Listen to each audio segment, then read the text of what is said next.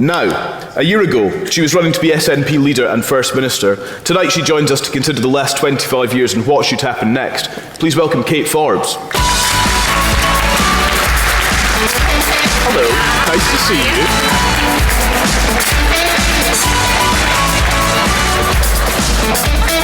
Good evening. Thank you, Kate, for being here. How are you doing? Very well, thanks. It's been fascinating. Good. Yeah, are you enjoying yourself? Well, indeed, I don't want to say this to make people feel even older than they already do, but it's basically my lifetime, so. As somebody who has kind of entered the Parliament more recently and has kind of risen to a position of high profile, running to be SNP leader and therefore First Minister, is devolution working? Absolutely. I think it is working. And that person agrees. Yeah. A few observations. I have to say that I am quite inspired by what I've heard tonight for two reasons. The first is I think that when we're in the thick of it, and you're in the thick of political debate, and you're in the thick of the sort of the policies, you forget your origins. And actually reflecting on how long it took and how hard people fought to establish the Parliament in the first place is actually really inspiring as a reminder that, as somebody said earlier, politics and parliaments are completely distinct things. You know, you may like a party, you may dislike a policy, but I don't know of any other country that would suggest, by virtue of disliking a policy or a party, they shut down the institution. And I think that's the second thing that's inspiring. Really interesting. Andy? Look, across the entirety of politics, not everybody would like what you have to say, but I think everybody acknowledges your quality. And we've talked a lot about, you know, the people who are in Parliament and calibre and so on. So give us your views on that, but also more bluntly, can we be certain that we're going to see Kate Forbes after 2026 at the next election? And what would be the plan there? Because I think that, you know, whether you're an SNP supporter or not, and whether you're a Kate Forbes supporter or not, I think people recognise that you are a very high calibre of person to be in that Parliament, and we need more of those, not less of those. So can you reassure people who think that way that you're still going to be there in a couple of years' time? Well, that's probably the highest praise I've ever had, I think, in 8 years of being elected. So thanks very much. I mean, I came into Parliament, like many people, to solve problems, not to manage the symptoms of problems. And I know what it is to be in government, trying to do a bit of that. And I've had the joy and the privilege of being in the backbenches for the last year, which can sometimes be frustrating in terms of actually tackling the symptoms rather than the root causes. So, you know, my bread and butter, for example, we've been talking about housing. Someone comes to me, needs a house, that's fine, you can work with them. But actually getting to the root cause of why there's a housing crisis is of far more interest to me. So for as long as the prospect remains that I can deal with the root symptoms and not just tread water in resolving the symptoms, I will be here. But I think all of us need that purpose that's been outlined this evening of wanting to actually restore this country. You know, the big vision. What is the big vision for the next 25 years?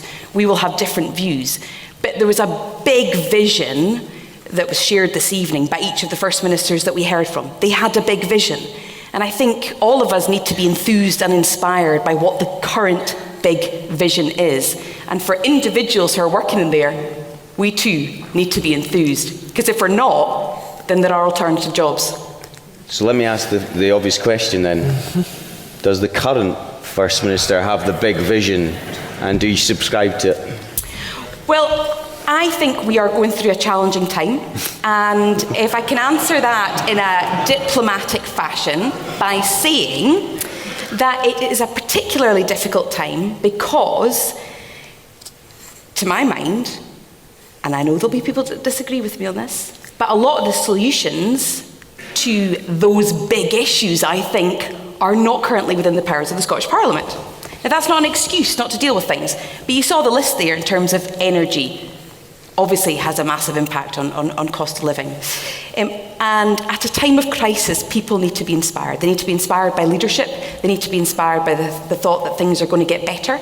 And this is going to be a challenging year all round. And I certainly think, as much as I back the party and the current First Minister, we can only win elections if we have a big vision that people can get behind. Okay, so let me ask it another way. Let's assume current polling is right and there's a difficult night in store for the SNP in the general election, and perhaps there's a change in leadership required at the SNP. Do you run again for leadership? Are you the person to provide that big vision? Well, that's as blunt as it gets, isn't it? It's getting on, and I tell you what, my beer's running out as well. Right. I mean, this time last year, I made a decision to run because I felt like I did have a vision and I had an appetite for change. And I still think I've got a vision, and I still think I've got an appetite for change. So what I've repeatedly said over the last year is I'm very content on the back benches, but if the opportunity arises, and there is no opportunity right now, if the opportunity arises and it's the right thing for the country, for the party, and for my family, then I wouldn't rule it out. But that's because I still believe that Scotland can change. And for as long as I believe in the people of this country and our potential to be more prosperous and to reduce poverty, that will remain my vision.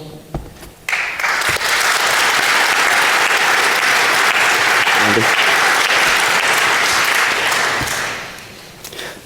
Go on. Andy, oh, go on. Oh, I'm sorry, I thought Andy was going to say something. They're speechless. Honestly, well, Are the press still here? I think they've got their line.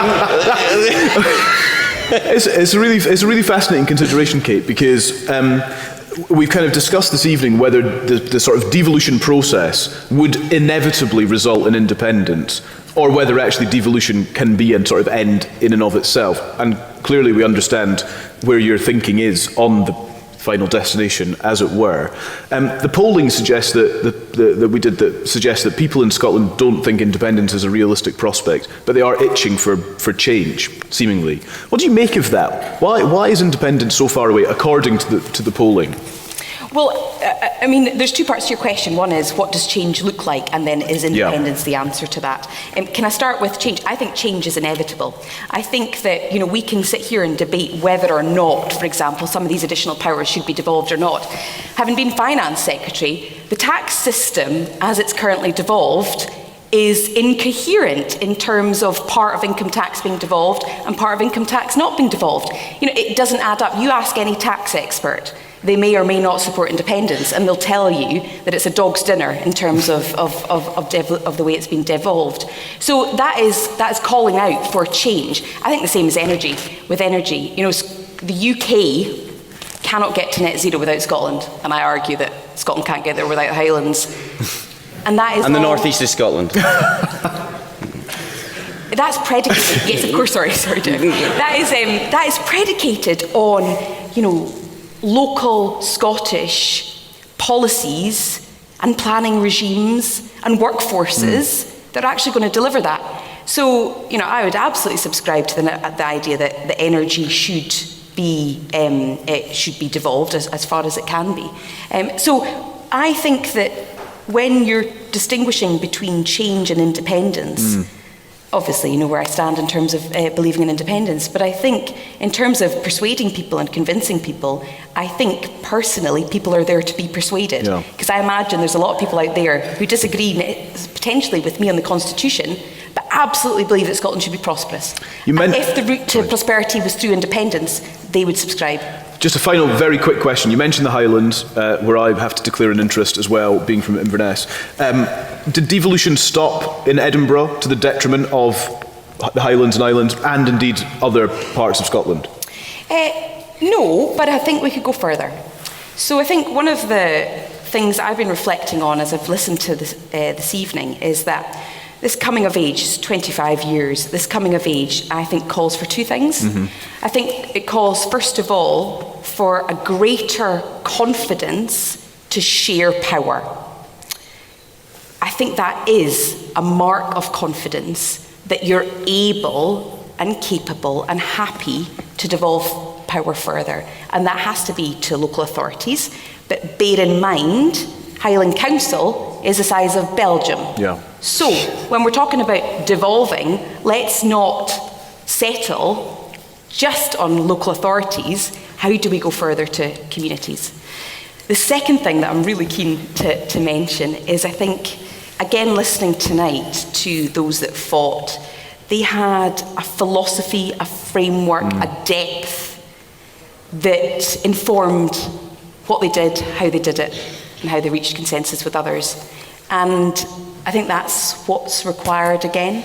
And I think that would make for better debates and more empowered politicians who actually stand on their principles and, deliver for constituents. Kate Forbes, thank you. Thank you very much. Yeah, thank you. That was great. Great to see you.